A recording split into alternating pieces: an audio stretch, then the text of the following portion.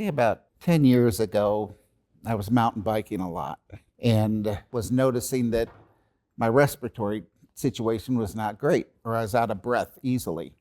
I mean, I was mountain biking with friends and I was cycling 3 days a week. I was like in really good shape. And so I thought, some problem, maybe lung or heart problem. So I went and saw the doctor.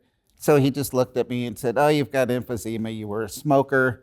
Take this inhaler," and that's it. And so I was not diagnosed by him, obviously.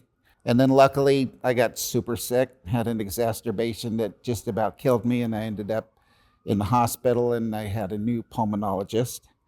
And again, I think I was just lucky that he sent me home with the home test kit for Alpha-1. And I was,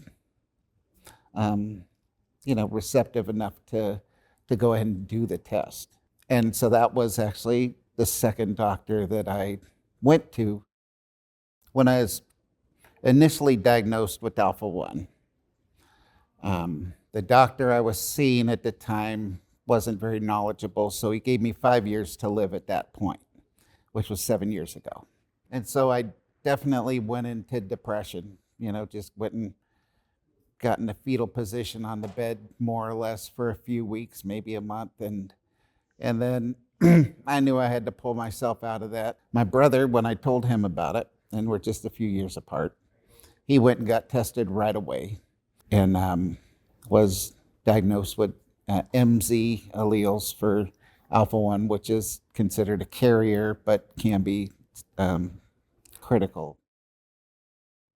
I did a home health care, and what happened was I couldn't help my patients anymore. I'm ambulating somebody, so I'm helping them walk with their walker, and I said, "Hold on a minute, I'm out of breath," and they're all like, "We're paying you for what?"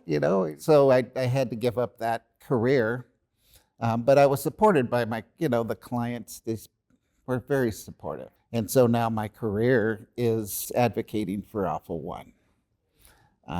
And friends have been super supportive.